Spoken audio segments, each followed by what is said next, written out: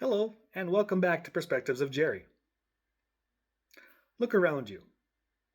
You see the tinsel, the carefully wrapped gifts, a string of lights desperately trying to defy the laws of thermodynamics. You hear the relentless, cheerful assaults of carols. We call this time of year Christmas. But if you stop and listen closely, you can almost hear the faint echo of a much older celebration, one that predates the Nativity by a millennia. This year, I want to pull back the wrapping paper and show you what's really inside this tradition. We're not just talking about Jesus. We're talking about soul, Saturn, and strategy. We're talking about how the most powerful religious institution in Western history performed a single greatest piece of cultural rebranding the world has ever seen. Today, we trace the incredible, improbable journey of winter festivities from the ancient pagan bonfire to the modern Catholic Mass, and all the way to the commercial frenzy of Santa and shopping malls. Now, before we dive into the history, please do me a favor. If you enjoy looking at the world through a slightly different lens, please go ahead and like this video and subscribe to the channel for more Perspectives of Jerry. It helps me know that what kind of history you want to hear more about.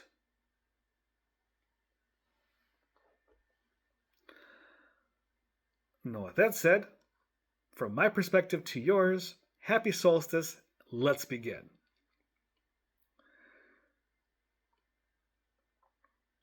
To understand Christmas, you must first understand the darkness. Before calendars and electric lighting, the arrival of December meant one thing: the sun was dying.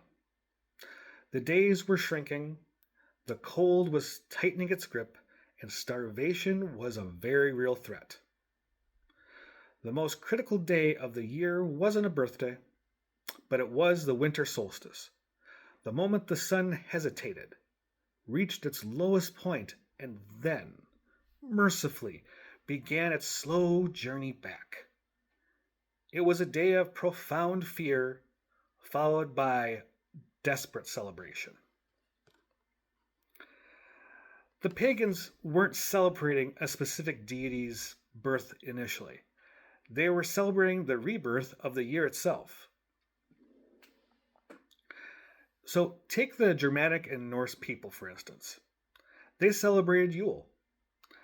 Their central ritual was the Yule Log, a massive, specifically chosen log that was set alight to keep burning for up to 12 days.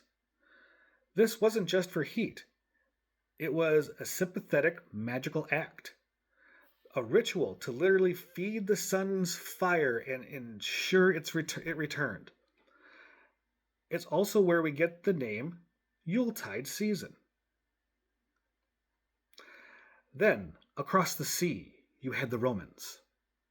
Their winter festival, Saturnalia, was a week-long bender, running from December 17th to December 23rd. This was pure chaos and joy. Social roles were reversed, masters served their slaves, the Senate adjourned, and law courts closed. It was a time of feasting, gambling, exchanging small symbolic gifts known as Syncretism. I'm amazed I got that word right on the first go. And right on the heels of Saturnalia, on December 25th, the Romans celebrated the birth of Sol Invictus, which in Latin translates to unconquered sun, a deity especially popular among the military. So, when the early Christians looked at the calendar, what did they see? They saw a packed house. They saw massive, deeply entrenched, and incredibly popular parties happening right around the time they wanted to celebrate the birth of their Messiah. And this is where the genius of the Catholic Church steps in.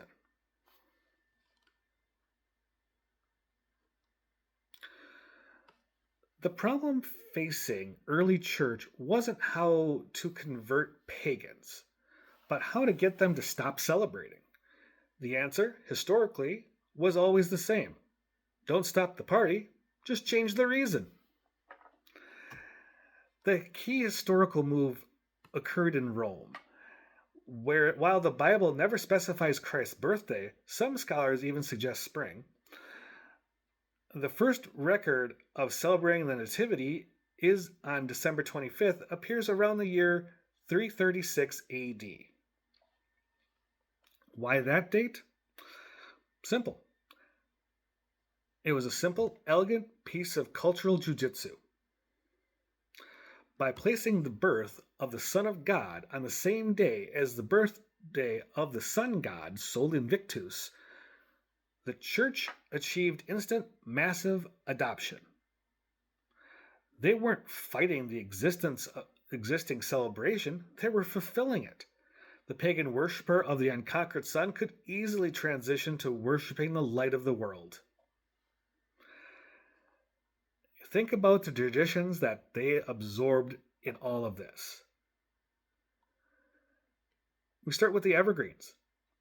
The pagans brought pine and holly into their homes to symbolize life persisting through the depth of winter. The church simply reframed them as symbols of eternal life offered by Christ. The lights, the Yule Log fire and torches meant to beckon the sun back, became the candles representing Christ as the light of the world. The feasting and gift giving. The boisterous chaos of Saturnalia was toned down and repurposed. The gift-giving tradition was now tied not just to general cheer, but to the three wise men presenting gifts to an infant Jesus. The Catholic Church didn't invent Christmas. They performed a magnificent act of syncretism. Syncretism. Taking the familiar comforts and rhythms of a pagan year and weaving them into a sacred narrative. They didn't have to convince people to burn a log. They just told them why the fire was meaningful now. This masterful assimilation solidified the holiday, turning a small religious feast into a cultural cornerstone. A cornerstone so sturdy that centuries later, not even religious reformation could fully shake it.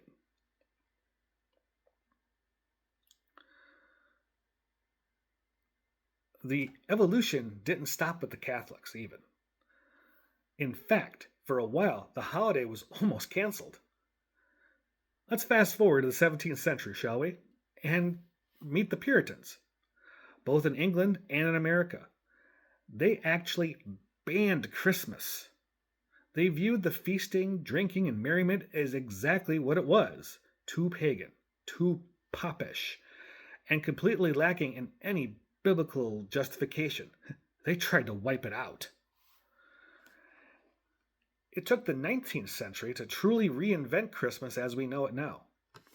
The Industrial Revolution was causing massive social upheaval. People needed sentimental, unifying holidays.